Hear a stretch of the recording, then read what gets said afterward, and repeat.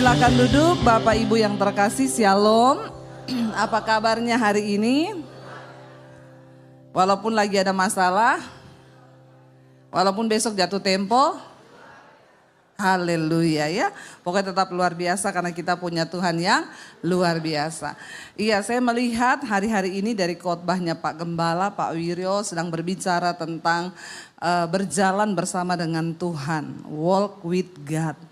Memang di dalam kekristenan kita ya memang seharusnya kita ini berjalan bersama Tuhan.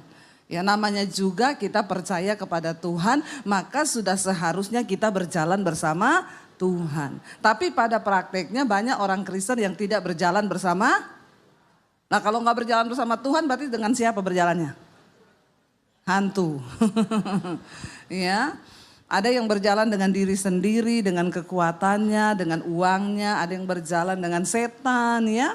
Tapi ngomong dia Kristen. Ternyata tidak semua orang Kristen itu berjalan dengan Tuhan. Nah hari ini saya percaya semua saudara yang hadir, saudara ingin dan selalu mau berjalan bersama. Kalau semua mau maka saya akan menyampaikan firman Tuhan. Tapi kalau enggak mau enggak usah. Ya buang-buang waktu saudara ke sini. Ya kalau saudara tidak memberi hati dan hidup untuk menghormati Tuhan. Orang yang menghormati Tuhan dia datang untuk dengar firman dan dia berusaha untuk komit melakukan firman Tuhan itu. Amin. Kita buka bersama Keluaran pasal 33 saudara. Judul perikopnya di sana adalah Musa meminta penyertaan Tuhan di gurun. Ya. Kita ini tidak di gurun aja, kita perlu Tuhan. Apalagi kalau lagi di gurun. Nah siapa yang hari-hari ini hidupnya lagi seperti di gurun? Ya, ada? Enggak Bu, soalnya di Serpong ini sudah hijau semua. Jadi kita tidak lagi di gurun tapi di taman, sekelilingnya pohon, puji Tuhan. Mari baca bersama ayat yang pertama. Berfirmanlah Tuhan kepada Musa, pergilah berjalanlah dari sini engkau dan bangsa itu. Keluaran 33 ya.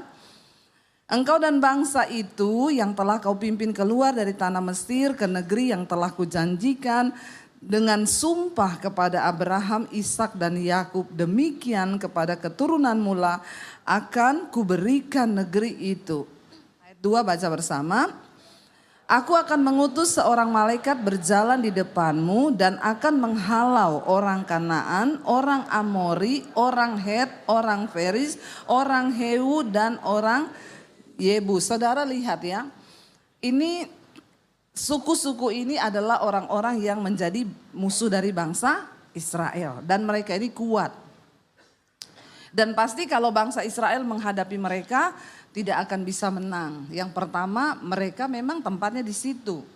Mereka siap dengan semua peralatan perangnya. Sementara bangsa Israel ini hanya sedang dalam perjalanan. Udah capek nggak bawa senjata. Pasti kalah. Jadi dikatakan Tuhan bilang kepada Musa begini. Berjalanlah engkau bawa bangsa ini yang sudah kau bawa keluar dari tanah Mesir perbudakan. Aku akan mengirim seorang malaikat, aku akan mengutus seorang malaikat, dia akan berjalan di depanmu dan dia yang akan menghalau semua musuh-musuhmu. Kalau Tuhan berkata mengutus seorang malaikat yang akan menghalau semua musuh bangsa Israel, berarti mereka pasti menang enggak? Sudah pasti kan? Karena ada malaikat. Berarti malaikat itu nanti yang akan menyertai mereka, membuat mujizat, apapun yang mereka perlukan itu ada malaikat, tenang saja. Saudara kira-kira saudara senang enggak kalau ada malaikat yang menyertai hidupmu? Ya, siapa yang mau ada malaikat memberi kemenangan, memberi ya kelepasan, semua mau ya? Ya. Karena Tuhan yang bilang ya, tapi Tuhan bilang begini. Ayat 3 ya, yakni engkau ke suatu negeri yang berlimpah-limpah susu dan madu, sebab aku tidak akan berjalan di tengah-tengahmu karena engkau ini bangsa yang tegar tengkuk, supaya aku jangan membinasakan engkau di jalan. Saudara, kalau Tuhan bilang Tuhan kasih saudara malaikat, tapi Tuhan tidak berjalan bersama saudara. Siapa yang masih mau? ada mujizat loh, ada pertolongan loh, ya, ada malaikat yang menyertai. Tapi Tuhan tidak berjalan bersama saudara. Siapa yang masih mau melihat mujizat loh, melihat pertolongan loh? Tidak usah pura-pura, pencitraan semuanya ya, tidak mau. Siapa yang nggak kepengen mujizat? Iyo, berapa banyak dari orang Kristen kalau ke gereja itu karena cari, ya, berdoa nggak dijawab-jawab, ya, minta kesembuhan, minta kelepasan, minta pemulihan, keuangan, ya, bahkan banyak orang Kristen mencari Tuhan karena berbagai kebutuhan. Nah, ini kebutuhannya dijawab loh. Dikasih malaikat yang akan menjawab semua kebutuhan yang kau cari selama ini. Tapi Tuhan bilang, tapi aku ndak ikut berjalan bersama engkau. Masih mau ndak? Ya, siapa yang ndak mau mujizat? Siapa yang mau mujizat? Tadi katanya ndak mau, sekarang mau. Ya, semua orang itu pasti mau, saudara. Tapi ayat ini sangat ya memberikan kita satu hal yang ternyata tidak semua orang berjalan ya yang dia berkata dalam visi Tuhan. Tidak semua orang yang berkata dia ini percaya Tuhan, ya bahkan dia mengalami mujizat-mujizat itu ternyata tidak semua mereka berjalan bersama Tuhan. Tuhan bilang, aku kasih malaikat, malaikat beri kemenangan, malaikat menyertai engkau, tapi aku ndak ikut. Kenapa?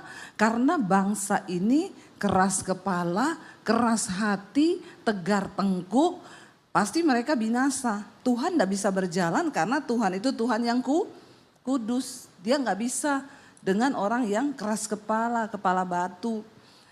Lalu saudara dikatakan di sana ayat 4, ketika bangsa itu mendengar ancaman yang mengerikan ini, berkabunglah mereka dan seorang pun tidak ada yang memakai perhiasan.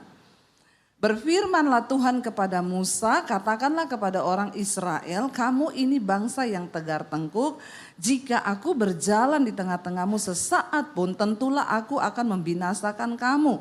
Oleh sebab itu tanggalkanlah perhiasanmu, maka aku akan melihat apa yang akan kulakukan kepadamu. Saudara, kita melihat waktu bangsa Israel mendengar ancaman yang mengerikan ini. Jadi ternyata orang Kristen bisa hidup, bisa berjalan, bisa mengalami mujizat walaupun tanpa Tuhan. Tanpa Tuhan. Tapi ternyata ini adalah keadaan yang sangat mengerikan. Amin. Ya, mengerikan saudara.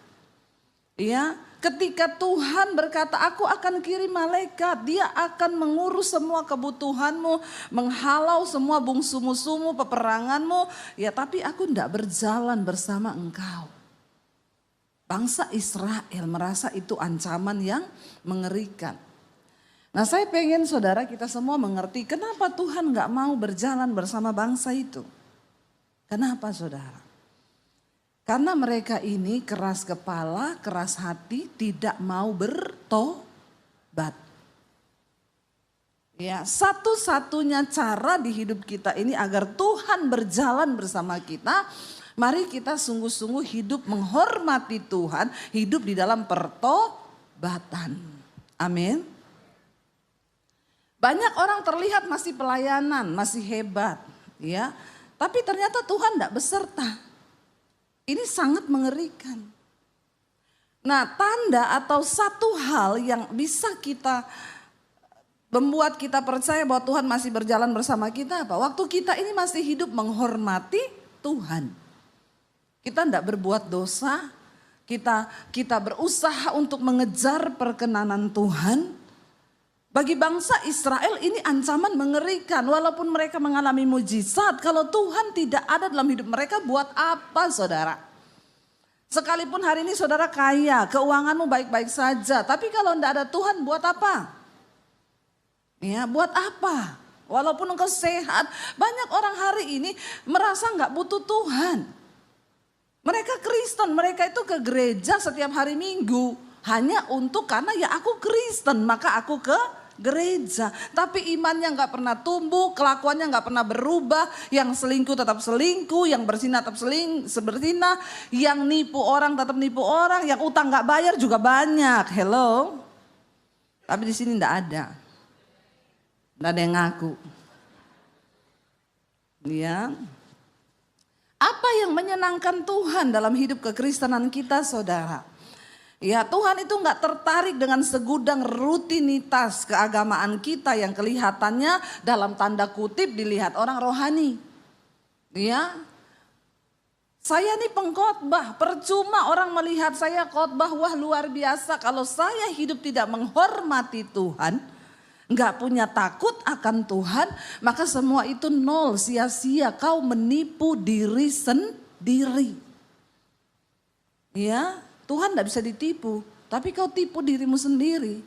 Karena Tuhan tahu apa yang kita lakukan. Makanya hari ini berhentilah pencitraan. Karena Tuhan tahu. Makanya dalam kitab Ibrani dikatakan tanggalkanlah beban dan dosa yang merintangi engkau untuk masuk dalam perlombaan yang diwajibkan bagi kita. Sehingga kita memperoleh mahkota yaitu kemenangan ketika Tuhan datang. Karena di sekelilingmu itu banyak saksi. Dalam hidup kita ini banyak saksi loh saudara. Saksi yang pertama siapa? Tuhan. Mata Tuhan menjelajah di seluruh bumi melihat orang baik dan orang jahat. Gak ada satupun dari kita yang hidup hari ini yang bebas dari pemantauan mata Tuhan. Amin. Makanya di rumah kalau mau berantem sama suami, ingat ada mata Tuhan melihat. Di gereja saja gandengan. Ya, begitu pulang di rumah, ya udah maki-makian suami istri, nggak bicara 3 hari 3 malam, malu mata Tuhan melihat. Amin. Ya, kita pulang udah selingkuh, udah bersinah, udah melakukan dosa, malu mata Tuhan melihat. Bukan cuma itu, saksi kita yang kedua adalah siapa? Setan. Setan tuh bisa lihat hidup saudara. Walaupun saudara tidak bisa lihat setan, tapi setan bisa lihat saudara. Jadi di sini kau nyanyi, kalau kau pulang berbuat dosa percuma ya. Karena setan juga tahu hidupmu.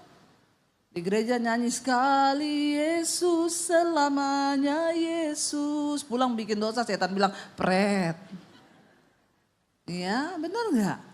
Tuhan gak tertarik dengan semua rutinitas keagamaanmu kalau tidak disertai oleh ketaatan melakukan firman Tuhan. Yang kepahitan tetap kepahitan, yang iri hati tetap iri hati, yang dengki tetap dengki. Tidak bicara dengan mertua, tidak bicara sampai 1 tahun, 2 tahun. Ada loh orang Kristen tapi dia duduk di gereja tiap minggu. Ini membingungkan saudara. Di mana firman yang masuk di hatimu itu? Apakah firman hanya menjadi konsumsi telinga? Tidak pernah masuk ke jiwa dan mengubah karakter kita? Ya, kenapa Tuhan gak mau berjalan bersama mereka? Kau ini keras kepala, keras hati, tidak mau bertobat. Goal daripada kekristenan, waktu kita menjadi pelaku-pelaku firman Tuhan. Itu goalnya. Bukan soal saya ini jadi Kristen sudah 50 tahun loh. Ya, ada lagi yang ngomong saya ini, ya ada opa-opa merokok. Saya bilang, opa kenapa merokok opa? Bertobat opa. Ya tubuhmu itu bait Allah. Kau ndak usah ngomong firman. Opa ini jadi Kristen sudah 70 tahun. Kau belum lahir opa so Kristen. Ya, coba saudara model begini loh. Kristen, dia pikir Kristen itu, saya nggak tahu ya apakah karena dia menjadi Kristen terus dia berbangga. Kalau kita nggak menjadi pelaku firman ya nggak ada gunanya. Coba kita lihat bersama saudara. 1 Samuel 15 ayat 22 sampai 23. 1 Samuel 15 ayat 22 sampai 23 ya. Tetapi jawab Samuel, baca bersama, Apakah Tuhan itu berkenan kepada korban bakaran dan korban sembelihan sama seperti kepada mendengarkan suara Tuhan? Sesungguhnya mendengarkan lebih baik daripada korban sembelihan, memperhatikan lebih baik daripada lemak domba-domba jantan. Sebab pendurhakaan adalah sama seperti dosa tenung, dan kedegilan adalah sama seperti penyembahan berhala dan terafim. Karena engkau telah menolak firman, maka ia juga telah menolak engkau sebagai raja. Saudara, ternyata ya kita sering kali berpikir, saya sudah ke gereja, saya ngasih persembahan, kolekte, saya ngasih perpuluhan. Semua itu baik ketika engkau landasi dari hidup yang taat kepada firman Tuhan. Makanya banyak orang tanya sama saya, Bu mau tanya dong gimana soal perpuluhan Bu? Orang Kristen sekarang ini jangan ya, apalagi soal duit itu ditanya terus. Menurut Bu Debbie perpuluhan itu wajib atau tidak? Saya bilang kalau kau melakukannya dengan iman yang benar kau dapat upah. Tapi kalau kau melakukannya juga dengan tidak imanmu yang benar, tidak dapat apa-apa. Tuhan tuh tidak pernah untung dengan persembahanmu. Tuhan tuh nggak pernah rugi dengan dosamu. Kitalah yang akan menuai dari semua perbuatan kita. Ya, kalau kau memberi persembahan disertai hidup yang taat, melakukan firman Tuhan, maka itu akan membawa berkat. Tapi kalau kau tidak taat, kau bawa persepuluhan dengan harapan Tuhan akan kasih kau berlipat ganda, kau main judi dengan Tuhan, bertobat. Amin saudara. Ya, saya mengajarkan kebenaran. Karena dikatakan di situ bangsa Israel, mereka pikir asal kita berdosa, terus nanti kan kita persembahkan korban tuh. Ya, kita sembelih itu domba-domba untuk supaya dosa kita dihapus. Dia pikir Tuhan tuh siapa? Kau bermain-main dengan Tuhan.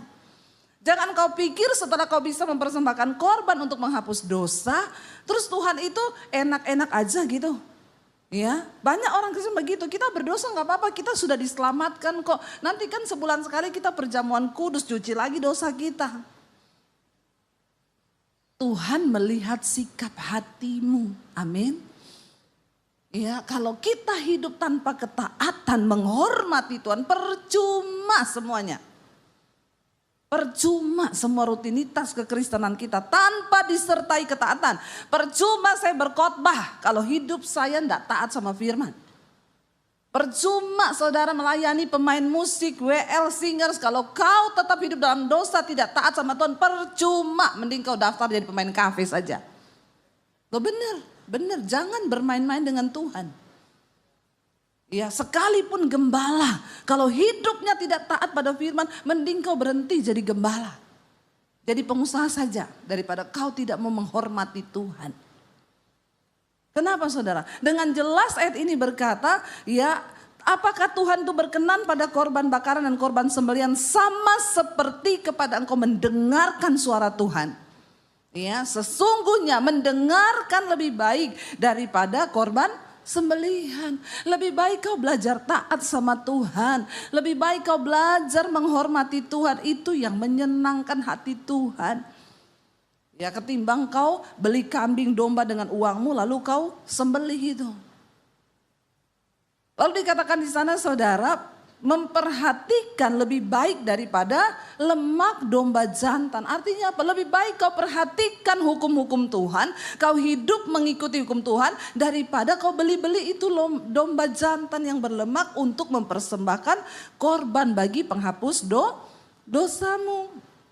Karena ayat ini berkata, sebab pendurhakaan adalah sama seperti dosa bertenung dan kedegilan hati, itu kekerasan hati yang gak mau tobat, sama seperti apa? Penyembah berhala. Ngeri gak saudara? Orang yang gak mau bertobat, itu orang-orang yang dosamu itu sama dengan penyembah berhala. Ada sebuah kesesatan besar dalam gereja.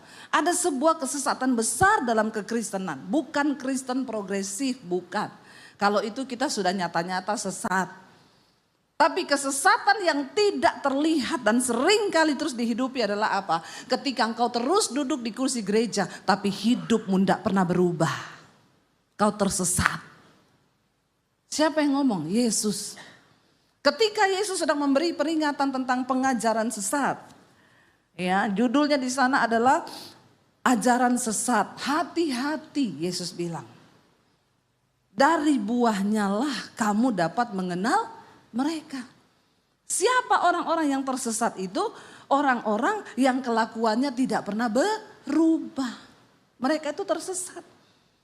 Ya, makanya saudara, kalau kita ini berkata Kristen tapi kelakuanmu tidak berubah, ya, hidupmu tetap sama, maka kau sedang tersesat. Ya, di dalam gereja. Mari kita berubah, saudara. Amin. Dimulai dari diri kita sendiri dulu. Ya, kalau kita ini hidup dalam kepahitan, ayo lepaskan pengampunan. Kalau saudara masih terikat dengan dosa-dosa apa, ayo hari-hari ini berusaha menghormati Tuhan. Tuhan, aku pengen dilepaskan. Aku ini terikat dengan dosa ini, rokok, minuman keras, judi. Aku berdoa, Tuhan lepaskan aku. Semua kita bisa berbuat dosa, bisa jatuh. Tapi jangan terikat. Amin. Ya, jatuh itu biasa, namanya juga manusia. Tapi kalau terikat, nah itu kau sayang dengan dosamu. Kau lebih mencintai dosa daripada mencintai Tuhan. Ya, makanya bertobat saudara. Nah, dikatakan di sana, saya pengen kita baca Roma 12 ayat 1 dan 2. Makanya dikatakan apa itu ibadah yang sejati? Karena itu saudara-saudara, demi kemurahan Allah, Roma 12 ya. Demi kemurahan Allah aku menasehatkan kamu supaya apa? Kamu mempersembahkan tubuhmu sebagai persembahan yang hidup, yang kudus dan yang berkenan kepada Allah. Itu adalah ibadahmu yang sejati. Janganlah kamu menjadi serupa dengan dunia ini, tetapi berubahlah oleh pembaharuan budimu sehingga kamu dapat membedakan mana kehendak Allah, apa yang baik, yang berkenan kepada Allah dan yang sempurna. Goal dari kekristenan adalah ketika kita mengerti mana kehendak Allah dan kita belajar melakukan. Amin, saudara. Dalam segala hal di hidup kita.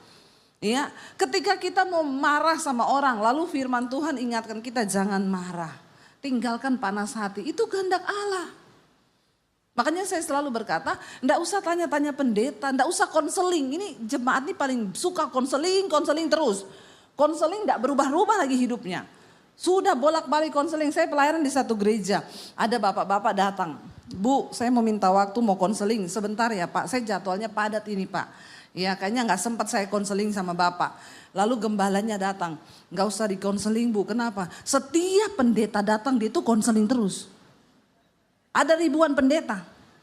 Setiap datang dia minta waktu konseling. Nah masalahnya kau itu mau berubah atau tidak? Sebenarnya semua persoalan di hidup kita ini jawabannya sudah ada di firman Tuhan. Lalu saya tanya sama Pak Gembala itu, lah Pak emang dia masalahnya apa Pak? Berat gak? Dia itu ditinggalkan istrinya Bu. Sekarang istrinya pergi sama anaknya. Loh kenapa? Orangnya pelit, gak mau kasih duit sama istrinya. Oh ya kalau itu gak usah dikonseling. Dibaptis ulang, direndam 20 menit biar buka mata langsung di rumah Bapak di sorga. Lebih baik jiwanya selamat walaupun tubuhnya binasa. Coba untung ya untung gembalanya kasih tahu saya. Ya. Lalu mau pulang dia ketemu lagi, Bu sempet nggak Pak? Bapak ditinggal istri ya? Kenapa? Bapak nggak kasih duit sama istri? Langsung, iya Bu soalnya kan gini, ya udah Bapak tobat sekarang cari istrimu, telepon terus minta nomor rekeningnya. Itu aja dulu, itu aja. Kalau mau Bapak istrimu pulang ya minta nomor rekening istrimu transfer sana. Amin Bapak-bapak. Bapak-bapak di WTC luar biasa nih ya. Semua teriak amin karena dicubit istrinya. Ternyata istrinya. Ya. Ada jemaat itu bolak-balik konseling terus. Sebenarnya semua persoalan hidupmu itu ada di firman Tuhan, ada semua. Ya, makanya saya itu males ya, saya itu bukan apa-apa ya. Kadang Bu mau konseling, ya urusannya bolak-balik di situ aja. Kenapa? Suamiku butuh tukang selingkuh, berdoa. Cuma itu nasihat saya. Ya tapi Bu dia begini, ini sudah beberapa kalinya. Dulu siapa yang suruh kau kawin sama dia? Saya kalau konseling begitu. Nggak kayak Ibu Flora sebagai gembala. Nggak usah kau kasih efek dramatis begitu. Ya, kalau Bu Flora kan di konseling gitu ya Bu ya, Ibu kan harus, oh iya nggak apa-apa Bu ya, dengerin. Saya nggak mau dengerin Bu. Males saya, karena jemaat itu orang Kristen itu udah ngerti, sebenarnya ngerti. Cuma pura-pura nggak tahu saja, nggak mau taat sama Tuhan ya, alay lebay. Saya paling nggak suka saudara. Ya tapi Bu suami saya dia mau tunggu, saya bilang cerai aja. Itu pasti itu. Saya bilang gak bisa cerai Bu, gak bisa, berdoa. Ya saya sudah berdoa tapi gini lah. Terus Ibu mau saya bilang apa? Hah? Ngomong. Kalau yang mau konseling sama saya ngerti dulu saya begini orangnya. Supaya saudara gak jadi konseling. Ngapain lo konseling, maunya konseling. Terus baca tuh Alkitab baca. Ya. Saya kasih tahu sama dia, Ibu sudah baca Alkitab belum? Sudah. Kau dapat nggak ayat yang tentang bergumul buat suami? Yang mana? Pret. Kau jadi Kristen berapa puluh tahun kau? Kenapa kau nggak dapat tuh ayat tentang suami? Alkitab berkata istri-istri kalau ada suamimu yang tidak taat pada firman, doakan dia tanpa perkataan. Hanya dengan perbuatanmu menangkan suamimu.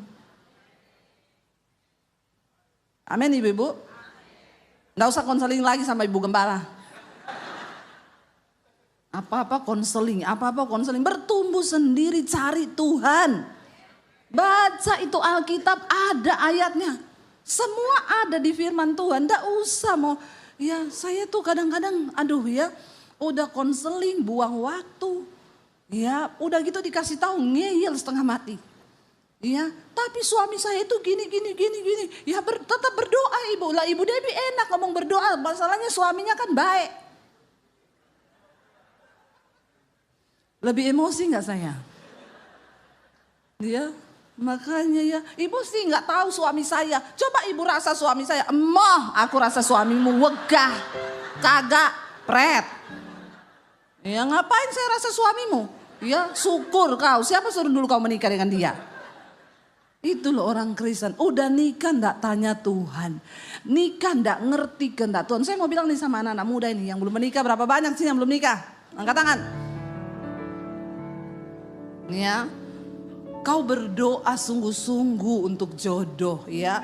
Jangan sembarangan, baca itu Alkitab baca.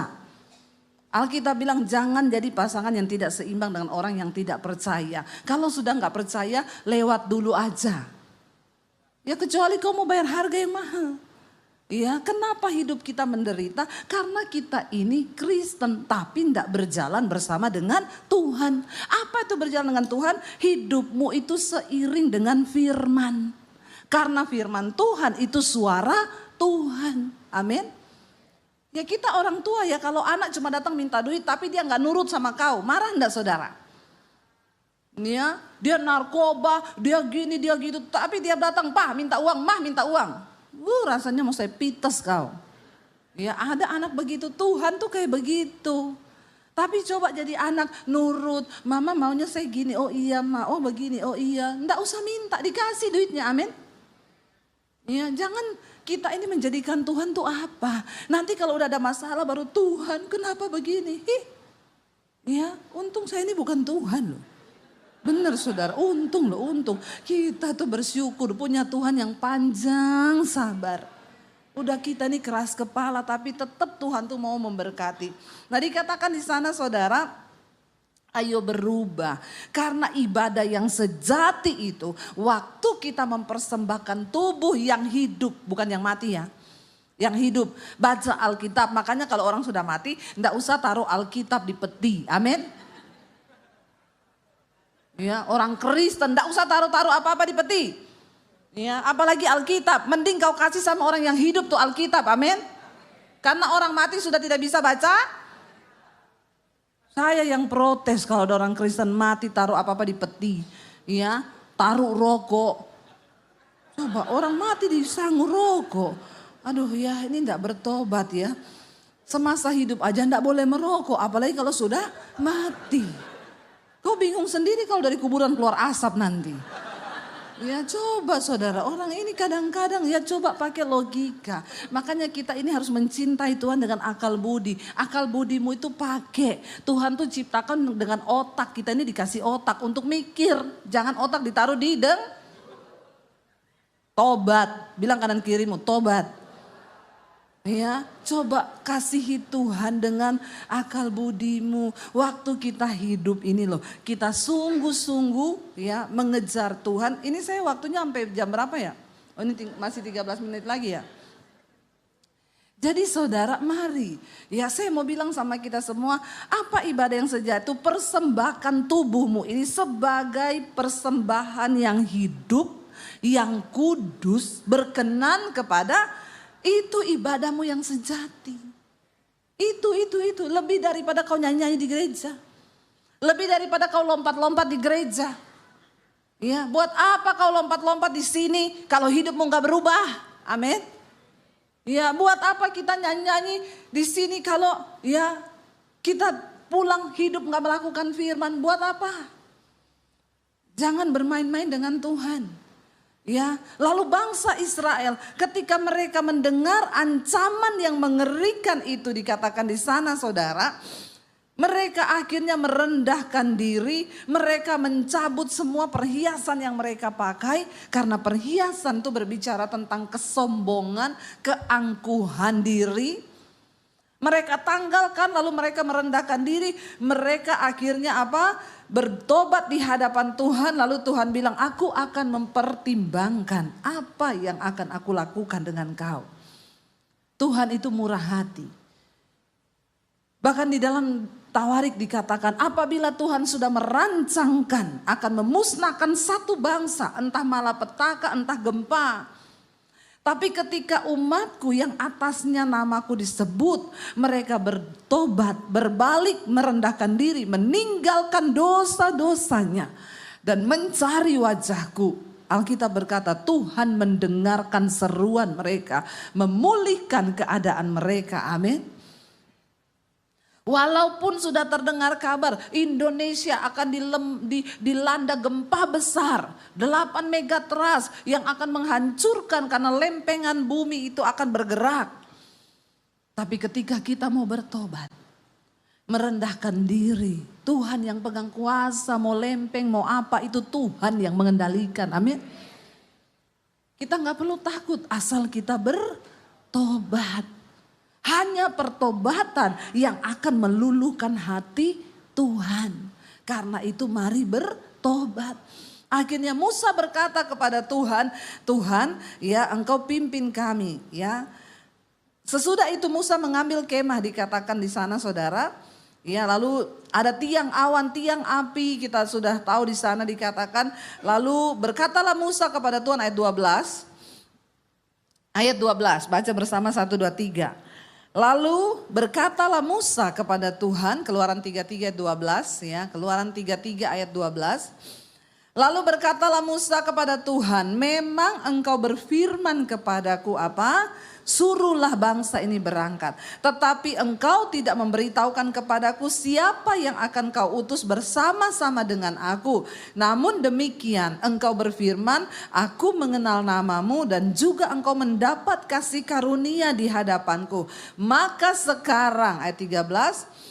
Jika aku kiranya mendapat kasih karunia di hadapanmu, beritahukanlah kiranya jalanmu kepadaku sehingga aku mengenal engkau, supaya aku tetap mendapatkan kasih karunia di hadapanmu. Ingatlah bahwa bangsa ini umatmu. Ayat 14. Lalu ia berfirman, apa? Aku sendiri hendak membimbing engkau dan memberikan ketentraman kepadamu. Berkatalah Musa kepadanya apa? Jika engkau sendiri tidak membimbing kami, janganlah suruh kami berangkat dari sini. Dari manakah gerangan akan diketahui bahwa aku telah mendapat kasih karunia di hadapanmu, yakni aku dengan umatmu ini. Bukankah karena engkau berjalan bersama-sama dengan kami, sehingga kami dan aku dan umatmu ini dibedakan dari segala bangsa yang ada di muka bumi ini. Amin saudara. Musa bilang gini, Tuhan engkau berjanji memberi perkenananmu kepadaku. Dan apakah tanda perkenanan itu bagi hidupku? Cuma satu, waktu engkau berjalan bersama-sama dengan kami. Kenapa? Karena ketika Tuhan berjalan bersama dengan kita, Musa berkata, hidupmu akan dibedakan dari orang-orang yang tidak mengenal Tuhan. Ada perbedaan antara orang yang mengenal dan berjalan bersama dengan Tuhan dengan orang yang tidak. Kenapa? Orang yang berjalan dengan Tuhan bukan hanya bicara kekayaan. Engkau punya damai sejahtera di hidupmu. Dan engkau berbeda dengan orang dunia. Di saat hari-hari ini orang dunia kehilangan damai sejahtera. Mereka semua sedang hidup dalam ketakutan. Tapi anak Tuhan yang berjalan bersama Tuhan, engkau penuh dengan damai sejahtera. Hidupmu penuh dengan sukacita. Bukan bicara tentang uang loh saudara. Karena orang yang gak punya uang sekalipun, kalau ada Tuhan bersama engkau, maka engkau akan melihat kemuliaan Tuhan. Siapa? Yusuf berjalan bersama Tuhan, bukan berarti gak ada masalah. Orang yang berjalan bersama Tuhan bukan berarti tidak ada masalah. Tapi jika Tuhan besertaku, Tuhan akan beri engkau kekuatan melewati setiap masalah itu. Tuhan akan beri engkau kelegaan. Ya, makanya dikatakan berbahagialah orang-orang yang bertahan dalam ujian dan pencobaan. Karena kalau kau sudah tahan uji, engkau akan menerima mahkota kehidupan. Mengikut Tuhan, berjalan bersama Tuhan bukan berarti tidak ada masalah. Tapi ketika masalah itu datang, engkau dapat kekuatan. Ketika masalah itu datang, ada kelegaan. Sehingga Yesus berkata, belajarlah kepadaku. Sebab kuk yang kupasang itu ringan dan bebanku pun juga enak kata Tuhan. Sebab aku akan memberikan ketenteraman dan kelegaan kepada jiwamu. Berjalan bersama Tuhan. Jiwa kita ini loh punya damai sejahtera dan sukacita. Amin saudara. Karena itu Bapak Ibu, saya mau kita semua hari ini mengerti tentang berjalan bersama Tuhan. Harus dilandasi dengan pertobatan. Kita naikkan pujian, bila engkau tak besertaku Tuhan, aku tidak mau berjalan. Kita minta sama Tuhan penyertaan Tuhan di hidup kita.